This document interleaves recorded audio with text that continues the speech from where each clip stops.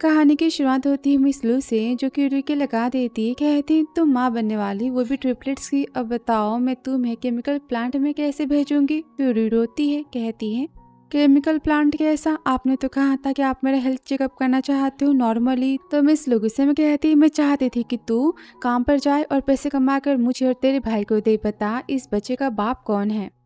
अब रूही याद करती सीन दिखाया जाता है पास्ट का, जहाँ पर रूही तो एक कैट को बारिश में भीगता हुआ देखती है और कहती है तुम्हारे पास भी कोई प्यार करने वाला नहीं है। और वहाँ उसी कैफे में तो मिस्टर यान आए होते हैं, जहाँ फ्रेंड कहता है कमाल है, क्या तुम यान फैमिली के जनरेशन को ख़त्म करना चाहते हो? 30 साल के हो चुके हो, आज तक तुमने किसी वुमेन को टच नहीं किया। तुम क्या चाहते हो? अकेले ही मरना। बताओ तुम्हें किस टाइप की वुमेन पसंद है। कि तभी यान की नज़र तो रूही पर जाती है, जहाँ पर रूही कहती मैं तुम्हें अपने साथ अपने घर ले चलती हूँ। मेरे रूममेट्स को ना कैट बहुत ही पसंद है, वो तुम्हारी पक्का केयर करेंगे। और उसे देखकर यान कहता है मुझे वो पसंद जिसे स्मॉल एनिमल्स पसंद हो। तो मिस्टर शू कहते हैं कमाल है, तुम्हें केयरिंग टाइप की लड़कियाँ पसंद है। और फिर आगे रूही की रूम मालकिन तो रूही के सामान को फेंक देती है। रूही कहती आप ऐसा क्यों कर रही हो? तो वो कहती क्योंकि तुम्हारे भाई और माँ ने सारे पैसे मुझसे ले लिए हैं। अब रूही तो यहाँ पर रोती कहती वो तो मेरी सैलरी थी ना, मैंने समर वेकेशन में कमाए थे और वो आपने बिना मुझसे पूछे उन्हें क्यों दे दी। तो रूम मालकिन कहती तुम्हारी फैमिली ने मांगे तो मैंने उसे दे दिए, अब तुम जानो और तुम्हारी फैमिली जाने। अब रिक्वेस्ट करती है कि वो एक नहीं सुनती और रूही तो सामान को पैक करती, सोचती मुझे अपनी पढ़ाई खत्म तो करनी है ना। फिर आगे पब में पहुंच जाती है, कहती मैंने सुना है कि आप वेटर्स को हायर कर रहे हो। अब ऑनर तो रूही को देखता है, कहता है यहाँ पर तो रिच फैमिली के लोग आते हैं, तुम उन्हें सर्व तो नहीं कर पाओगी, तुम झाड़ू पोछे का काम तो कर सकती हो ना।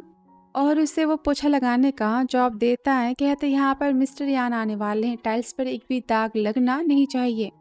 अब तभी वहाँ पर यान की एंट्री होती है और रूही के फेस को नहीं देख पाता, पर कहता है सुनो आसानी से झुकने वाले ना खड़े नहीं हो पाते अपने बलबूते पे। और गुस्से में जाता है। तभी मिस्टर लू कहते ऑनर से तुम्हें पता है ना मिस्टर यान को बिल्कुल नहीं पसंद कि उनके सामने कोई किसी को परेशान करे, इसे ढंग की जॉब दो। तो मैनेजर के हाथों में कैंडल्स को देता है। तभी मैनेजर कहता है रूही से तुम्हें आज बॉस को वाइन सर्व करनी है, आज से तुम यहाँ पर वेटर हो। फिर आगे रूम में आती यान तो बहुत ही गुस्सा आता लड़कियों को देखकर और जाता है कि लू उसे रोक लेता है और साथ में पीने की जिद करता है। तभी लू तो इशारा करता है मैनेजर को और वो तो कैंडल को जलाता है। अब लू तो यान को सारे अमीर खानदान की लड़कियों के बारे में बताता है, पर यान को किसी में इंटरेस्ट होता ही नहीं है। लू यहाँ पर उसे समझाता है कि यान फैमिली को वारिस तो चाहिए ना, और ड्रिंक देता है कि यान उसे मना कर देता है। तो लू कहता है मैं जानता हूँ ना ही तुम ड्रिंक करते हो और ना लड़कियों को तुम टच करते हो, तुम सच में कोई साधु संत हो क्या। और तभी वहाँ पर तो फ्रूट्स लेकर रूही आ जाती और यान पर तो लव मेडिसिन के कैंडल का असर हो रहा होता है। लू तो खुश होता है, सोचता लगता है काम बन चुका है और कहता है यान से बताओ तुम्हें कौन सी लड़की पसंद है। यान चिल्लाता है मैंने कहा कि सब यहाँ से जाओ। लड़कियां डर के वहाँ से तो भाग जाती और तभी रूही चाहती कि यान इसके हाथों को पकड़ लेता है, कहता है तुम रुको। रूही तो यहाँ पर डर रही होती, कहती आपको कोई काम है क्या। तभी यान उसे खींच लेता है। तो रूही कहती मिस्टर यान आप क्या चाहते हो। तो वो कहते मैं चाहता तुम मेरे साथ यहाँ रुको। तभी लू सोचता है लगता है यान को लिटिल बनीज काफी ज्यादा पसंद है, वो भी क्यूट वाले। लो कहता है यान मैं जाता हूँ तुम एंजॉय करो। तभी रूही कहती मिस्टर यान मैं आपके लिए हैंगओवर सूप लाती हूँ। कि यान कहता है तुम कहीं नहीं जा सकती। अब रूही पर भी लव मेडिसिन के स्मेल का असर हो रहा होता है। वो कहती मैं इतनी हॉट फील क्यों कर रही हूँ। और कहती मिस्टर यान मैं बस एक वेटर हूँ, मैं ऐसी सर्विस प्रोवाइड नहीं करती।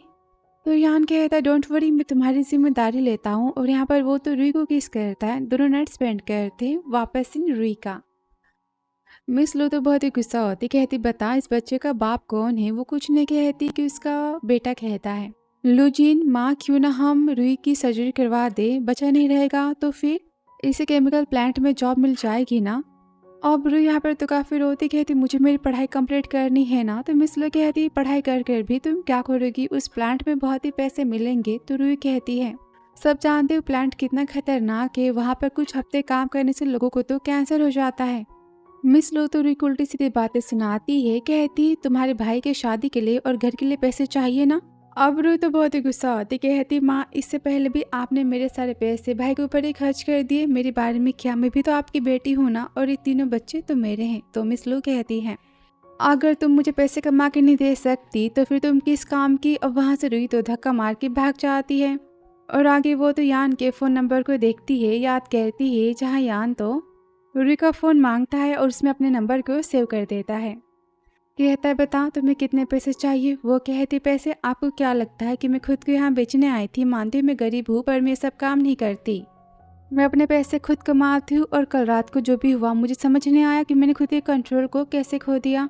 आप खुद को समझते क्या हो, आपको क्या लगता है कि सबका सपना है आपको पाना। और काफ़ी रोती है तो यान सोचता है लगता है मुझसे बहुत ही डर रही है, मुझे पैसों की बातें नहीं करनी चाहिए। और वापस से रुई का सोचती कि अब बच्चों की जिम्मेदारी लेंगे और उसे मैसेज करती है। और यहाँ पर बिजनेस मीटिंग के रूम में मिस्टर लुशान कहते हैं मेरे फ़ोन का ब्लूटूथ काम नहीं कर रहा, प्रोजेक्टर को ऑन करना है तो क्या मैं तुम्हारे फ़ोन को यूज़ कर सकता हूँ। तो यान उसे अपना फ़ोन देता है।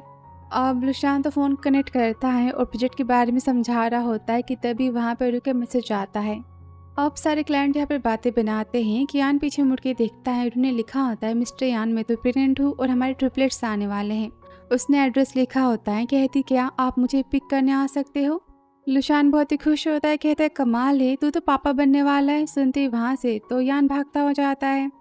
और यार रोड पर तो रुई होती है, सोचती कि वो बच्चों को एक्सेप्ट करेंगे, वो मुझसे मिलने यहाँ आएंगे कि तभी वहाँ पर यान की कार आ जाती है।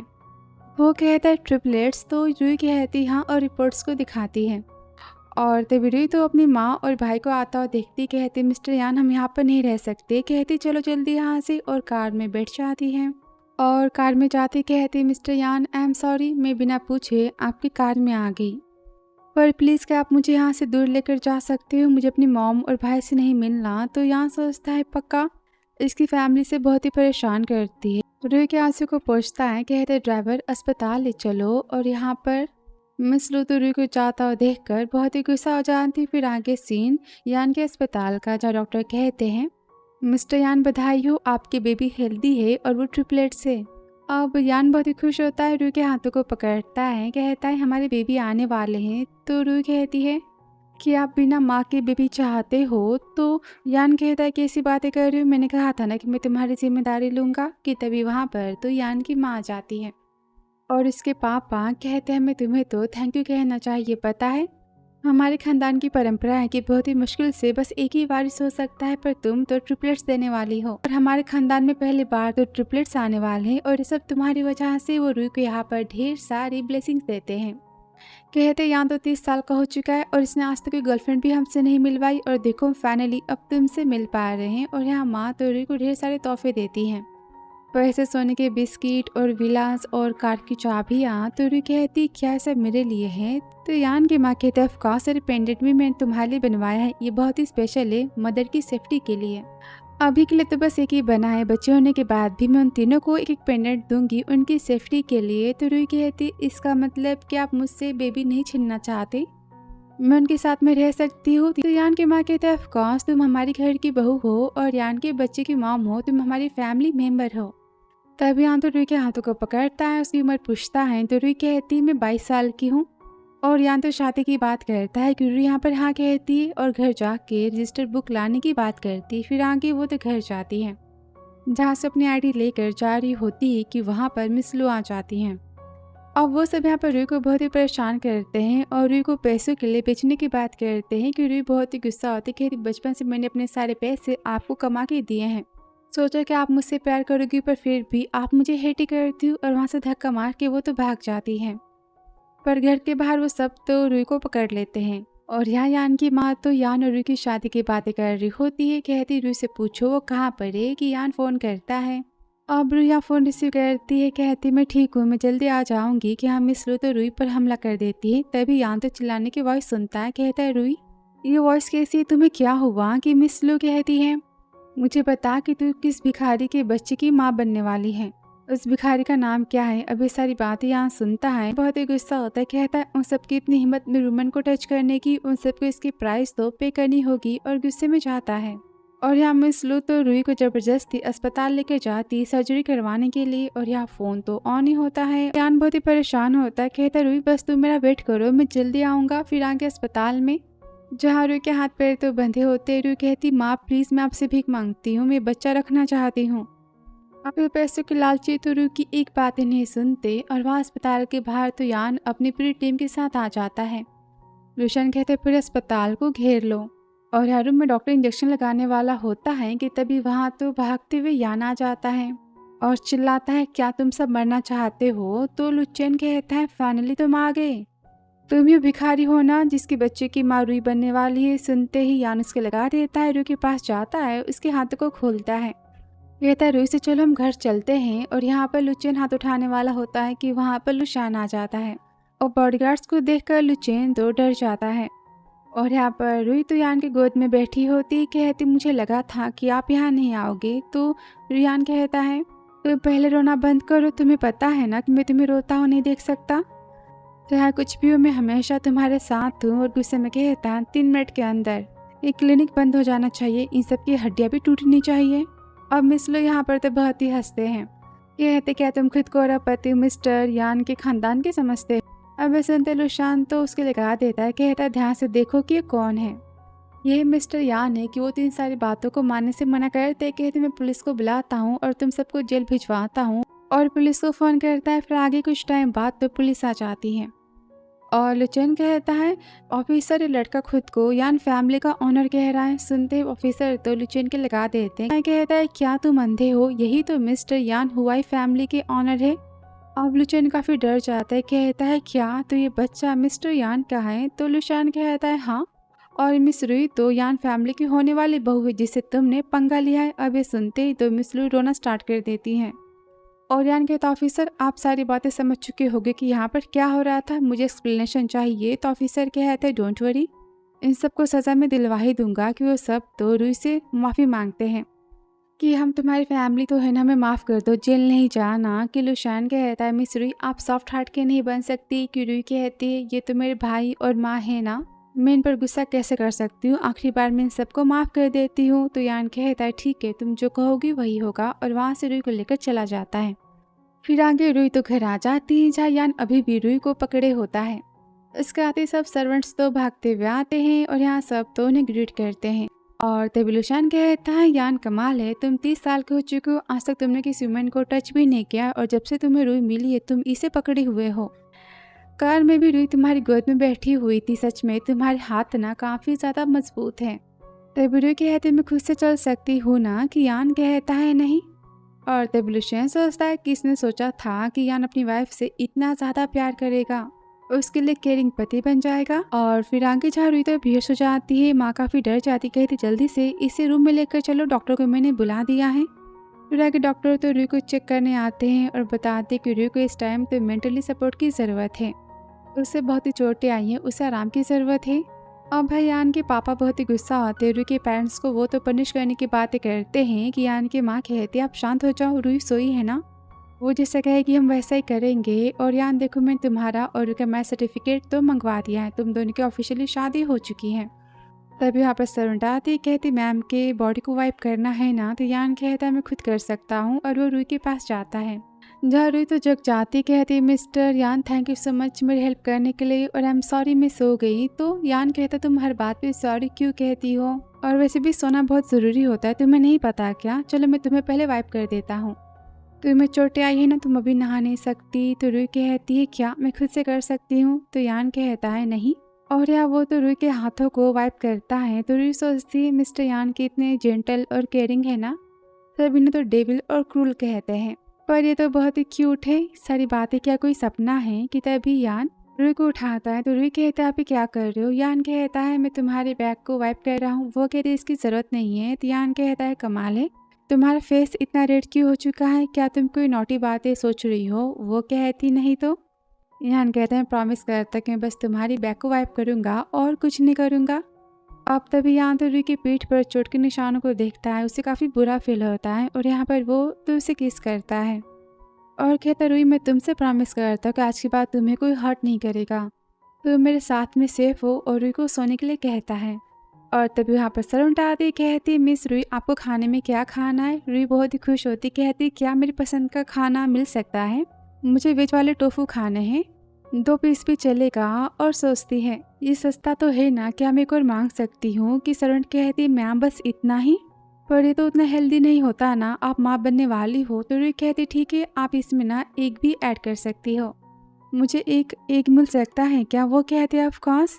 फिर आगे सर्वेंट खाना लेकर जाती है कि माँ उसे देखने की बातें करती है और काफ़ी गुस्सा आती है, चिल्लाती है इतनी हिम्मत मेरी बहू को ऐसा खाना खिलाने की।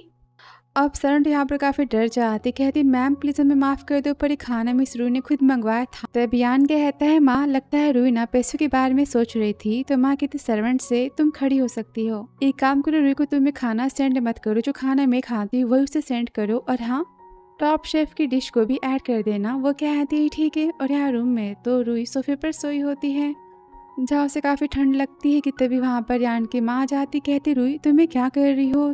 तो वो कहते आई एम सॉरी, मैंने सोचा कि मिस्टर यान का बेड खराब हो गया तो इसलिए मैं सोफे पर सो गई, और वैसे भी मुझे तो ज़मीन पर सोने की आदत है। तो यान कहता रूई तुम मेरी वाइफ हो और यान फैमिली की बहू हो, तुम जहाँ चाहे वहाँ सो सकती हो। और वो तो सबको मंगवाता है और यान को कहता है पहले तुम इसे पी लो, ये हेल्दी है। कि रूई सोचती है ये कितने केयरिंग है ना, और यान उसे सूप पिलाता है कि यान की माँ सोचती है मैंने सोचा था कि मेरा बेटा कोल्ड हार्ट का है, पर ये कितना केयरिंग है अपनी वाइफ के लिए। और तभी यान की माँ कहती रूई जितना हक यान के इस घर पे है उससे ज़्यादा हक तुम्हारा इस घर पर है। और वो तो रूई के साथ में शॉपिंग पर जाने की बात करती है। अब रूई तो मना करती कि माँ यहाँ पर काफ़ी जिद करती है कि रूई यहाँ पर तो हाँ कह देती है। फिर नेक्स्ट डे तो माँ रूई के साथ भी शॉपिंग जाती है और वो रूई के लिए पूरे मॉल को खाली करवा देती है। और शॉप वाली तो मॉडल्स को बुलाती है जिन्होंने महंगे कपड़े और बैग्स लिए होते हैं, और माँ तो सब कुछ ऑर्डर करती है रूई के लिए। तभी रूई कहती पर माँ इतना कुछ किस लिए? तो माँ कहती मैं तो भूल गई थी कि मैंने अपनी बहू के लिए तो ब्राइड प्राइस भी मंगवाई है ना। तभी सेक्रेटरी कहते मैम ये आपके नाम पर किए गए बंगलों की फाइल से, और हाँ ये हेलीकॉप्टर और विला की चाबियाँ हैं, सब कुछ आपका है, बस आपको फाइल्स पर साइन करने हैं। तो बयान कहता है क्या तुम्हें पसंद नहीं आया? तो रूई कहती मुझे पसंद तो है मिस्टर यान, ma'am thank you so much. तो यान कहता है क्या मैम और सर क्या होता है? तो रूई कहती है माँ थैंक यू और अभी आपको भी थैंक यू। कि यान कहता है मैम मुझे थैंक यू बोलने की ज़रूरत नहीं है तुम्हें। और फिर घर पर रूई ढेर सारे शॉपिंग को देखकर परेशान होती, सोचती इतने सारे पैसे खर्च हो गए। कि तभी वहाँ पर यान आता है, कहता है क्या बात है? कि रूई तो पीछे मुड़ती है और सीधा यान की बाहों में आ जाती है। तो यान कहता है तुम बिना शूज़ के घर में कैसे चल सकती हो? तुम्हें सर्दी हो गई तो तुम कितनी केयरलेस हो ना। उसे गोद में उठाता है और बेड पर बिठाता है। तो रूई कहती है मिस्टर यान मतलब कि अभी माँ ने मेरे लिए कितना कुछ बाय किया है, तो मैं उन्हें रिपे कैसे करूँ मुझे समझ नहीं आ रहा। तो यान उसके हाथों को पकड़ता है, कहता है इस हफ्ते माँ का बर्थडे है ना, तो क्यों हम ऑक्शन में चले उनके लिए गिफ्ट बाय करने। तो वो कहती पर पैसे मेरे पास तो नहीं है। तो यान कहता है मैं तुम्हारा पति हूँ ना, और मेरे पैसे ऑफकोर्स तुम्हारे पैसे हुए। और उसे किस करने जाता है कि रूई आंखें बंद कर लेती है। तो यहाँ स्माइल देता है, कहता है मैं तो बस लाइट्स को ऑफ करने जा रहा था। रूई लगता है फिर से तुम्हारे मन में मुझे लेकर नौटे ख्याल आने लगे हैं क्यों? रूई तो शाफिल करती, कहती ऐसी बात नहीं है। कि यान तो हंसता है और उसके सिर पर किस करता है, कहता है मैम सोने का टाइम हो चुका है। फिर आगे वो सब तो ऑक्शन पहुंच जाते हैं, जहाँ पर यान तो रूई को गोद में उठाए होता है और कार से वो बाहर निकलता है। अब सारे रिपोर्टर्स तो यान के पास आते, कहते पहली बार आप किस वुमन के साथ में किसी ऑक्शन में आए मिस्टर यान, क्या आपकी लवर है या फिर कुछ और? तो यान कहता है ये मेरी वाइफ है और ये लोग प्रोफाइल रखना चाहती हैं। तो फिर किसी ने भी इसकी और मेरी फ़ोटो को पब्लिक किया तो इसका न्यूज़ डिपार्टमेंट तो बंद हो जाएगा, सारे फोटोज डिलीट हो जाने चाहिए। तो रूई सोचती है किसी का साथ पाना कितना सेफ फील करवाता है ना। और तब यान कहता रूई तुम मेरे साथ हो और तुम्हें कोई किसी भी बातों के लिए फोर्स नहीं कर सकता, तुम जो चाहोगी हमेशा वही होगा। फिर ऑक्शन में तो यान रूई के साथ आके बैठ जाती। अब सबके मन में सवाल होता है कि मिस्टर यान के साथ में जो वुमेन है आखिर वो कौन है। और तभी वहाँ पर तो मेई जिंग आती है कि बॉडीगार्ड्स उसे रोकते, कहती वीआईपी सेक्शन है आप यहाँ नहीं जा सकते। तभी रूई मेई जिंग को देखती है और सोचती यहाँ पर क्या कर रही है। और मेई जिंग कहती है रूई को देखकर लो क्लास की लड़की यहाँ पर बैठ सकती तो फिर मैं क्यों नहीं बैठ सकती?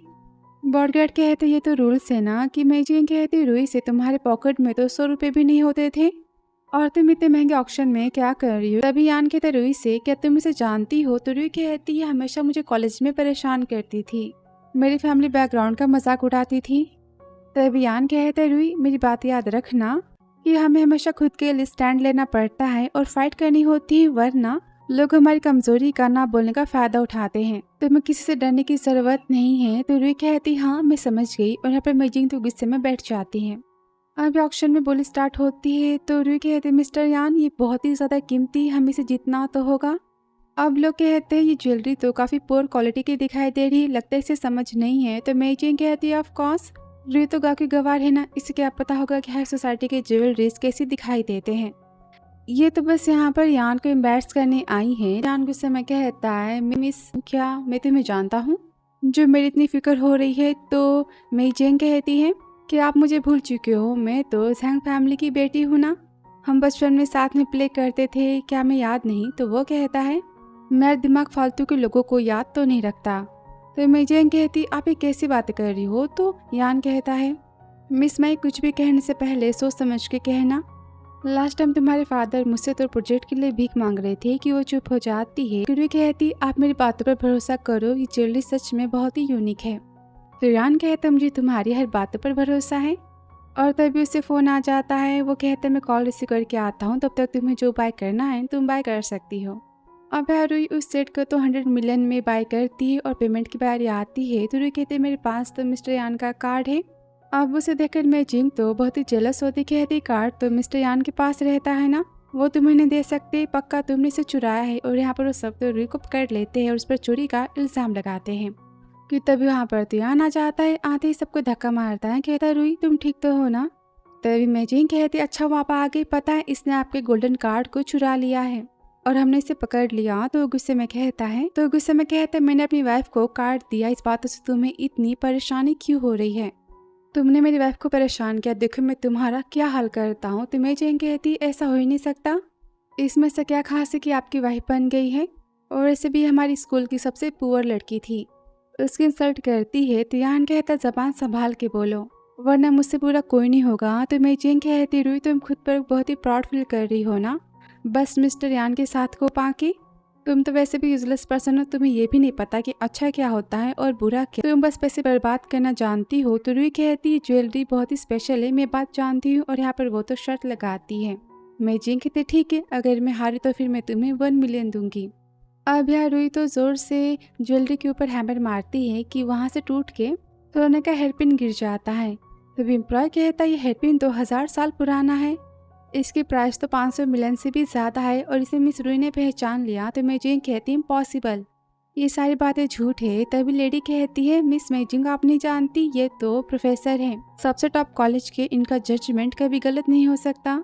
और प्रोफेसर तो रूही से उसे बाय करने की बातें करते हैं अपने कॉलेज की रिसर्च के लिए। तो यान कहता है रूही तुम्हारी मर्जी, तुम्हें देना है दे सकती हो वरना नहीं। तो रूही कहती है मैं खुद को फोर्स नहीं कर रही, मैं इसे इंस्टीट्यूट को डोनेट कर रही हूँ।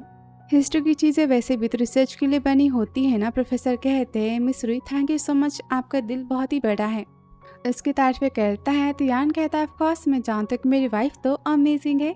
अमेजिंग तो काफ़ी गुस्सा होती, चाहती कि रूही कहती रुको तुमने कहा था ना कि तुम मुझे 1 मिलियन दोगी, शर्त के पैसे तुम मुझे वापस करो। अब अमेजिंग तो पैसे ट्रांसफ़र करती रूही के अकाउंट में और यान तो रूही को लेकर जाता है कि मेजिंग बहुत ही जेलस होती, कहती यान आज नहीं तो कल मेरा हो ही जाएगा।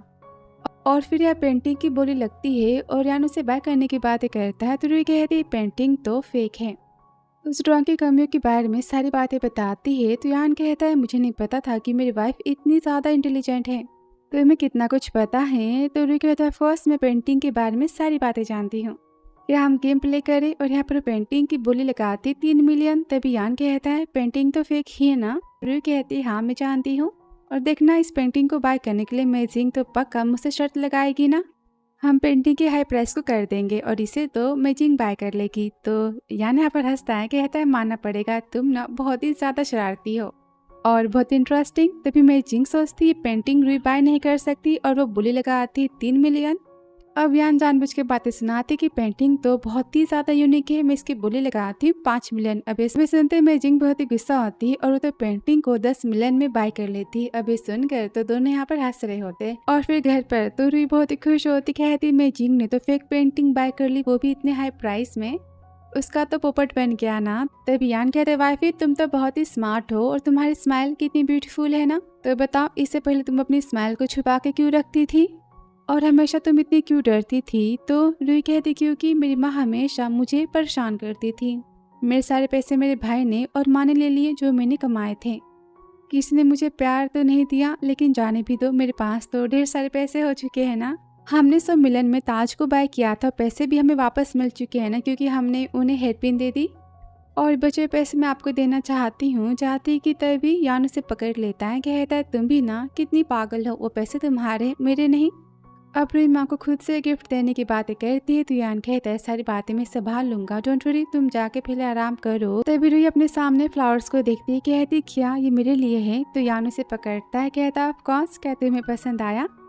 रूही कहती हाँ बहुत ही ज्यादा, मैं इसे ना रख देती हूँ गमले में। तो यान कहते नहीं, ये काम तो नौकर करते हैं ना। तो रूही कहती पर मुझे किसी से काम करवाने की आदत तो नहीं है, क्या जरूरी है? तो यान कहता ऑफ कोर्स, मैं चाहता हूँ कि तुम बॉसी बनो और हाँ तुम अपने डर को ख़त्म करो।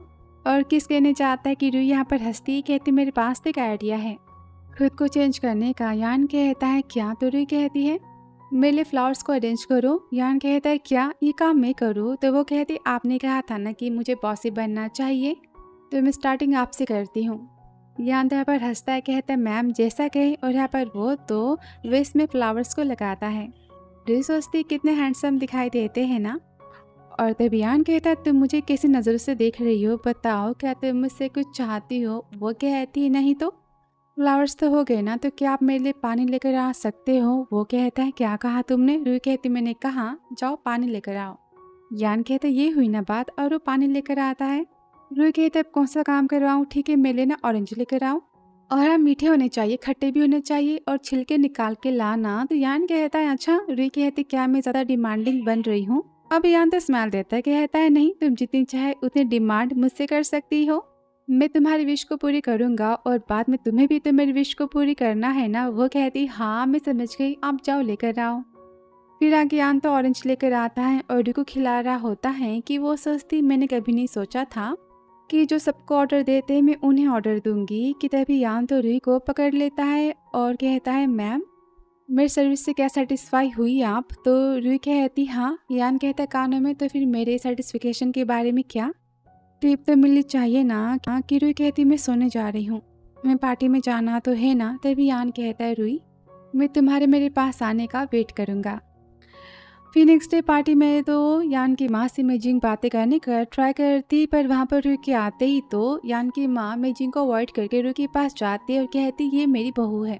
और यान सबसे कहता है कि रूही मेरी वाइफ है। अभी सारी बातें सुनकर तो मेजिंग काफ़ी जेलस होती है और कहते हैं आंटी मैंने आपके लिए स्पेशल पेंटिंग बाय की है जो कि बहुत एक्सपेंसिव है और काफ़ी अच्छी। अब रूही और यान यहाँ पर हंस रहे होते हैं और माँ कहती है मेजिंग से थैंक यू सो मच इतना अच्छा तोहफा देने के लिए। तभी रूही कहती पर ये पेंटिंग तो फेक लग रही है मुझे। मेजिंग कहती क्या बकवास है। पार्टी में तमाशा करना स्टार्ट कर देती है कि तभी यान तो वहाँ पर पेंटर्स को बुलाता है जो कि कंफर्म करते हैं कि मेजिंग की पेंटिंग तो फेक है। अब मेजिंग के यहाँ पर पोपट हो जाता है और तभी रूही तो माँ को पेंटिंग गिफ्ट करती है जो कि रूही ने बनाई होती है और सब तारीफें करते हैं पेंटिंग की। कहते इसका स्टाइल तो बिल्कुल मास्टर झांग की पेंटिंग की तरह है। तो क्या रूही मास्टर झांग के स्टूडेंट हैं? अब मेजिंग यहाँ पर काफी गुस्सा होती, कहती सारी बातें झूठ, गवार क्या जानने की कि पेंटिंग क्या होता है और मास्टर झांग के स्टूडेंट बनना सबके नसीब में तो नहीं है। वीडियो को दिखाती बोलती ध्यान से देखो ये पेंटिंग तो कॉपी मास्टर झांग की। अब रूही यहाँ पर गुस्सा होती, कहती पेंटिंग तो असली और मास्टर झांग मेरे टीचर हुए। तो मिस जिंग कहती ऐसा हो ही नहीं सकता। अब यहाँ रूही और मिस जिंग की लड़ाई स्टार्ट हो जाती कि यान कहता है तुम सब शांत हो जाओ, और रूही मास्टर झांग यहाँ पर आ रहे हैं, सारी बातें क्लियर हो ही जाएंगी, मुझे तुम पर भरोसा है। और तभी वहाँ पर तो मास्टर झांग आ जाते हैं और सबको पता चलता है कि रूही तो उनकी स्टूडेंट है। और कहते रूही ने मुझे रिक्वेस्ट की थी कि मैं आपके बर्थडे पर आपको स्पेशल तोहफा दूँ, इसलिए मैं स्पेशली आपको तोहफा देने आपके घर आया हूँ। और यहाँ पर रूही की तारीफें करते हैं कि मेरे ऑक्शन में जितनी पेंटिंग्स होती है उसमें से आधी से ज़्यादा तो रूही की होती हैं। तो यान की माँ कहती thank you so much Ruhi को अपनी स्टूडेंट बनाने के लिए। तो मिस्टर झांग कहते हैं कि रूही बहुत ही ज़्यादा टैलेंटेड है और हमेशा मुझे अपने दोस्त की बेटी की याद दिलाती है। तो यान की माँ कहती दोस्त की बेटी? तो मिस्टर झांग कहते हाँ सबसे अमीर फैमिली फैंग फैमिली की बेटी थी ना। तो यान की माँ कहती हाँ लेकिन मिस्टर फैंग की तो कार एक्सीडेंट में डेथ हो गई थी ना, और उनकी बेटी और वाइफ बचे थे। मास्टर झांग कहते हाँ लेकिन उस हादसे के बाद तो मिस फेंग ने अपनी बेटी को खो दिया। अब तक नहीं मिल पाई, पता नहीं उनकी बेटी जिंदा है भी कि नहीं। वैसे मैंने सुना है कि उनकी बेटी के गले के पीछे तो हार्ट शेप का बर्थ मार्क है, तो यहाँ सोचता मैंने इसे कहीं देखा तो है। और तभी रुई कहती मैं बहुत ही दिनों बाद मास्टर से मिली हूँ, तो मैं इनसे बातें करने जा रही हूँ। यान कहता है ठीक है। कि तभी हम रुई के नेक पर हार्ट शेप के बर्थ मार्क को देखते हैं। और यहाँ मैं जिंग तो बहुत ही गुस्सा होती है, फ्रेंड्स से कहती सबके सामने मेरा पार्टी में मजाक बन गया इस फेक पेंटिंग की वजह से। और वो सब तो रुई को रास्ते से हटाने की बात करते हैं। और यहाँ घर पर तो यान कहते रुई तुम्हारे बाल तो गीले है, तुम्हें इसे सुखाकर सोना चाहिए ना। तो उसे गोद में उठाता है, कहते बता तुम बाल सुखाना भूल गई, मैं तुम्हें क्या पनिश करूं। तो रुई कहती सॉरी मैं आगे से ध्यान रखूंगी। तो यान कहता है मुझे बताना, क्या तुम मुझ पर ट्रस्ट नहीं करती?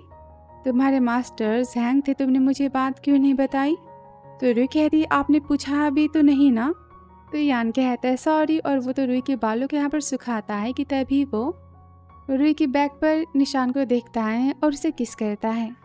कहता है बताओ तुम और मिस्टर जैंग कैसे मिले थे? तो रुई कहती है मुझे बचपन में भूख लगी थी और मैंने छुपा के खाना खा लिया था। इसके बाद तो माँ ने मुझे घर से बाहर कर दिया था और मैं तो रोड पर बेहोश हो गई थी। कि तभी मुझे मिस्टर जैंग ने बचाया था। उन्हें मुझ पर तरस आ गया और उन्होंने मुझे अपने स्टूडेंट बना लिया। और जितने भी पैसे मैंने कमाए थे सारे पैसे मेरी माँ ने रख लिया, ये कह के कि मैं भी छोटी हूँ और पैसे तो मेरे गार्जियन को ही मिलने चाहिए ना। सारे मेरे पैसे मेरी माँ ने और भाई ने खर्च कर दिए। अगर मिस्टर जैंग ना होते तो मैं जिंदा नहीं बच पाती। अब यान तो बहुत ही गुस्सा होता है, कहता है क्या सच में तुम्हारी माँ और तुम्हारी भाई हैं? तो रूही कहती है मुझे भी कभी कभी डाउट होता है। मैं 5 साल की थी तब मुझे काफ़ी तेज़ फीवर आया था और मुझे उसकी पहले की सारी बातें याद नहीं हैं। और वो बहुत ही उदास हो जाती है। तो यान कहता है तुम आराम करो, मुझे कुछ काम है मैं करके आता हूँ। और फिर आगे यान तो हार्ट शेप का बर्थ मार्क बनाता है और मास्टर जहांग को वो तो फ़ोन करता है।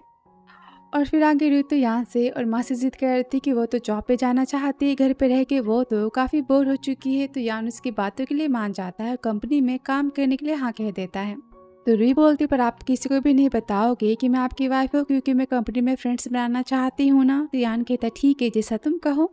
और वो अपने ऑफिस लेकर जाता है कि माँ परेशान हो जाती, सोचती ऐसे कैसे मेरी बहू ऑफिस अकेले जा सकती है, उसे किसी ने परेशान किया। तो फिर आगे ऑफिस में माँ तो रुई के लिए नौकर बन के पहुँच जाती हैं, जहाँ पर तो मिस लू उनका बेटा आया होता है। कहता यान ने तो रुई से शादी की है ना, ऑफकोर्स उसे हमें पैसे देने तो होंगे। मिस लू कहती हाँ, वो फ्री में रुई को टेस्ट कैसे कर सकता है। और वहाँ से लू जाता है। कि तभी वो तो यान की माँ से टकरा जाता है, गुस्से में चिल्लाता है क्या तुम पागल हो, मेरे सारे कपड़े तुम्हारे टच से तो गंदे हो गए। अब यान की माँ बहुत ही गुस्सा होती, कहते हैं अच्छा टकराए तुम थे कि मैं टकराई थी, बताओ तुम किस डिपार्टमेंट में काम करते हो। तो मिस लू बहुत ही गुस्सा आती, कहते तुम जानती नहीं हो कि मैं इस कंपनी के बॉस की वाइफ की माँ हुई, कंपनी तो मेरी है। तो कहता है हाँ अपने औकात में रहो, और यान की माँ को धक्का मार देता है। अब तभी वहाँ पर तो रुई आ जाती, कहती माँ आप ठीक तो हो ना। उसे उठाती है कि मिस लू कहती है तुमने इसे माँ कैसे कहा, तुम्हारी माँ मैं हूँ ये नहीं।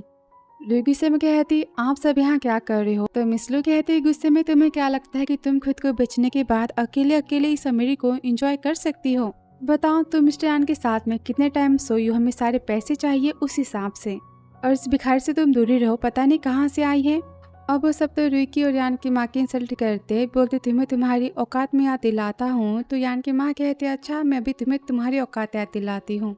और रुई से कहती है यान को फ़ोन करो। अब रुई फ़ोन करती, कहती वो तो कॉल रिसीव नहीं कर रहे हैं। कि माँ कहती पक्का वो बिजी होगा। अब सुनते ही तो लुचेन यान की माँ को धक्का मार देता है और मिस लू तो रुई को पकड़ लेती है, बोलती तुम्हारी अकल में ही ठिकाने लगाती हूँ। और यह मैनेजर तो यान की माँ के सिर को पकड़ लेता है। कि तभी वहाँ पर तो यान की एंट्री हो जाती है। तभी मिस लू कहती ये वेटर तो आपकी माँ होने का नाटक कर रही थी और आपकी वाइफ उसमें उसका साथ दे रही थी। मैंने मैनेजर को बुला लिया इन्हें सबक सिखाने के लिए। मैनेजर कहता है बॉस मैंने सारी बातें हैंडल कर ली है। सुनते ही यान तो मैनेजर के लगा देता है, कहता हिम्मत कैसी मेरी वाइफ को और मेरी माँ को टच करने की।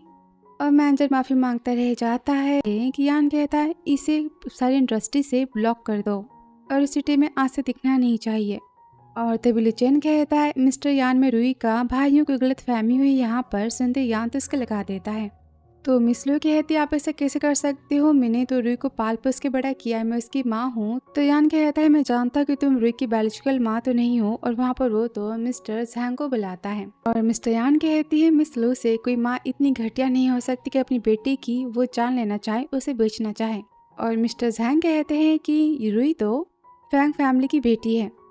रुई कहती यहाँ से सारी बातें यहाँ पर क्या हो रही है। तो यान कहता है मैं तुम्हारे नेक पर हर्ट के बर्थ मार्क को देखा था और मैंने मिस्टर झांग को सारी बातें बताई और यहाँ पर और अब फैंग फैमिली का सिक्योरिटी तो रुई के बर्थ मार्क को चेक करता है। कहता है ये तो बिल्कुल मिस्टर फैंग के बर्थ मार्क की तरह है। तभी यान यहाँ पर सिक्योरिटी को बुलाता है। कहता है सारे पैसे तुम्हारे जो तुमने रुई पर इन सालों खर्च किए होंगे इंटरेस्ट के साथ है। आज के बाद तुम मेरी वाइफ से दूर रहना।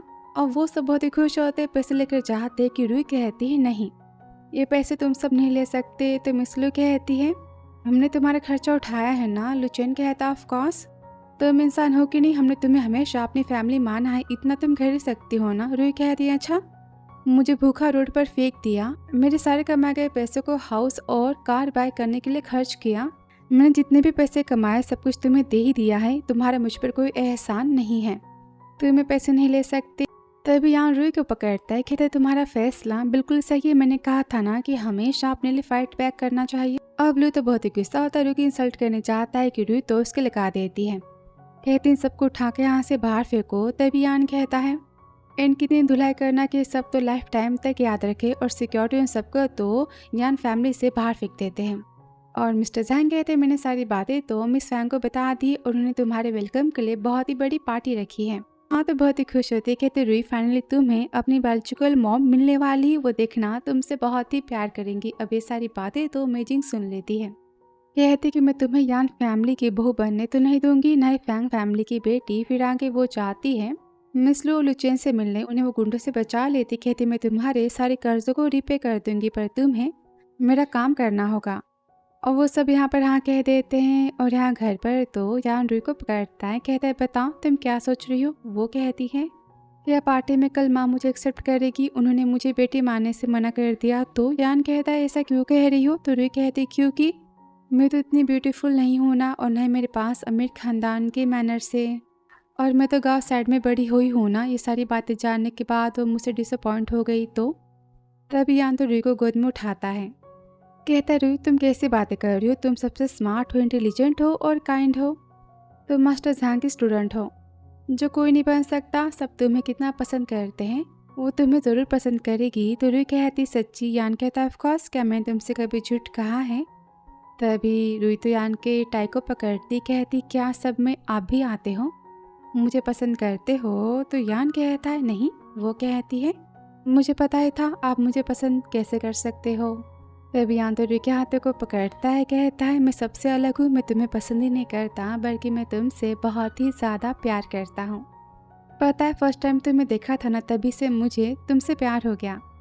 उसके हाथों को अपने दिल पर रखता है। कहता है सुनो इसे, मेरी हार्ट बीट कितनी तेज हो चुकी है ना तुम्हारे पास आने से। तुम फैंग फैमिली की बेटी बनो ना बनो, इससे मुझे कोई फ़र्क नहीं पड़ता। मुझे बस इतना पता है कि तुम मेरी वाइफ हो और मैं तुमसे बहुत ही प्यार करता हूँ। अब ये सुनते रुई तो यान को किस करती है और कहती मैं भी आपसे बहुत ही ज़्यादा प्यार करती हूँ, थैंक यू सो मच मेरी लाइफ में आने के लिए। और तभी यान तो उसे किस करता है। कहता है बताओ तुम डॉक्टर से मिलने गई थी, उन्होंने तुम्हें क्या कहा। तो वो कहती आराम करने को, टाइम पर सोने को। और यान कहता और क्या। रुई कहती यही कि अब हम 3 महीने हो चुके हैं, 5 तो आ सकते हैं ना। यान कहता है क्या तुम श्योर हो। तो रुई कहती हाँ।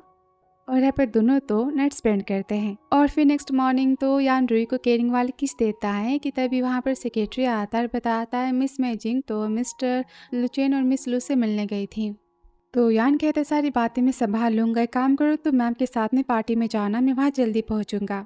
और फिर रुई के आँख खुलते उसके सामने तो यान की माँ होती ढेर सारे महंगे तोहफे और गिफ्ट्स के साथ में। कहते हम दोनों साथ में पार्टी में चलेंगे। और फिर आगे पार्टी में तो मिस फैंग अपनी बेटी रुई को देखकर बहुत ही खुश होती। कहती मैंने तुम्हें बहुत ही मिस किया, आज मैं पूरी दुनिया को बताऊंगी कि तुम मेरी बेटी हो। और अनाउंस करती है कि आज से रुई फैंग फैमिली की वारिस है। और तभी अब मेजिंग आती। कहती रुई की सारी बातें नाटक है और झूठ है। तो मिस्टर झांग कहते ऐसे कैसे, रुई के गले पर तो हार्ट का बर्थमार्क है ना। वही मिस फैंग की बेटी है। तो मेजिंग कहती है एक बर्थ मार्क से माँ बेटी का रिश्ता साबित तो नहीं हो जाता, और यहाँ पर वो तो मिस लू को बुलाती है और वो तो फिर डीएनए की रिपोर्ट लेकर आ जाती। कहती मैं जानती हूँ कि रूही अमीर फैमिली की बेटी बनना चाहती, इसलिए उसने ऐसा किया, पर मैं अपनी बेटी से बहुत ही प्यार करती हूँ। अब रिपोर्ट और बर्थ सर्टिफिकेट देखने के बाद तो मिस फैंग रूही को बातें सुनाती है, उस पर झूठी होने का इल्ज़ाम लगाती है। तो मिस यान कहती मिस फैंग को गलत फहमी हुई है, रूही ऐसा कभी कर ही नहीं सकती, वो तो बहुत ही इनोसेंट लड़की है। अब इन सब के यहाँ पर नौटंकी तो स्टार्ट हो जाती है और वो रूही को परेशान करना स्टार्ट कर देते हैं। और मेजिंग कहती इसे पुलिस स्टेशन लेके जाओ। मिस फैंग यहाँ पर तो डीएनए की रिपोर्ट्स को दिखाते हैं कि रूही तो मिस फैंग की बेटी है। कि यहाँ पर मेजिंग तो याद करती है जहाँ पर उसने तो मिस्टर जैंग को और यान को बातें करते हुए सुन लिया था, और यहाँ पर यान भी तो मेजिंग को देख लेता है, पर मेजिंग इन बातों को जान नहीं पाती और उन दोनों की जाते यहाँ पर मेजिंग तो रिपोर्ट्स को चेंज कर देती है। और रिपोर्ट देखने के बाद तो अब झूठी रिपोर्ट देखने के बाद तो मिस फैंग काफ़ी गुस्सा होती, कहती मेरी बेटी है ही नहीं। मिस्टर जैंग कहते ऐसे कैसे, रिपोर्ट में मैंने देखा था कि रूही आपकी बेटी है। अब यहाँ पर तो सबका तमाशा स्टार्ट हो जाता है। तभी वहाँ पर तो यान आ जाता है। आती वो तो मिस लू के और लुचेन के लगा देता है, रूही को पकड़ता है, कहता है तुम सबकी हिम्मत कैसे हुई मेरी वाइफ को टच करने की। और यहाँ यान की माँ तो बॉडीगार्ड्स को धक्का मारती है और कहती यान ये सब तुम्हारी वाइफ को परेशान कर रहे थे, इसकी जान लेना चाह रहे थे। तो मिस फैंग गुस्से में कहती लड़की मेरी बेटी की जगह लेना चाहती थी, इसने अपनी झूठी पहचान बताई तो मैं क्या करती। यान कहता रूही आपकी बेटी है। तो मैं जिंग कहती सारी बातें झूठे, डीएनए की रिपोर्ट भी सामने आ चुकी है।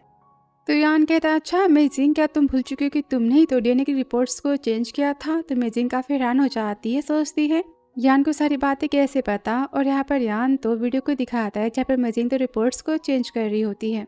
अब यह सच तो सामने आ जाता है कि रूही ही मिस फैंग की बेटी है। और वो यहाँ पर तो रूही से माफ़ी मांगती है। रूही कहती माँ आपकी गलती नहीं थी, मैं जानती हूँ कि आप मुझसे कितना प्यार करती थी। उसे बचपन की सारी बातें अचानक से याद आ जाती हैं और वो सब यहाँ पर डर जाते, कहते हैं मिस्टर यान हमें सब करने के लिए तो मेजिंग ने पैसे दिए थे, हमने जानबूझ के कुछ नहीं किया। अब यान की माँ तो जैंग फैमिली को बैंकरप्ट करने का ऑर्डर देती है और यहाँ पर तो तीनों को जेल हो जाती है। सिक्योरिटी ने लेकर चले जाते हैं और यहाँ मिस फैंग कहती है तभी मिस फैंग कहती रूही अब तो मैं ओल्ड हो चुकी हूँ और मैं फैंग फैमिली को तो नहीं संभाल सकती, आज से फैंग फैमिली की पूरी प्रॉपर्टी तुम्हारी। और मुझे पता है कि यान तुमसे बहुत ही प्यार करता है, तुम्हें बहुत ही हैप्पी रखेगा। तुम्हारे पापा भी तुम दोनों को साथ में देखकर बहुत ही खुश होंगे। और वो तो रूही के साथ में रहने की बातें करती है और फिर आगे यान तो रूही के हाथों को पकड़ता है और कहता है तुमसे मिलने के बाद मैंने जाना कि प्यार क्या होता है। हमारी शादी तो हो गई थी पर मैं तुम्हें तो प्रपोज ही नहीं कर पाया, पर मैं सबके सामने तुम्हें प्रपोज करता। और यहाँ पर वो तो रिंग को निकालता है, कहता है वाइफी क्या तुम्हारी हाँ है। कि रूही कहती हनी मेरी तो हाँ है। और यहाँ पर यान उसे रिंग पहनाता है और ड्रामा यहाँ पर खत्म होता है। वीडियो पसंद आया हो तो like subscribe comment and share. So thanks for watching dear.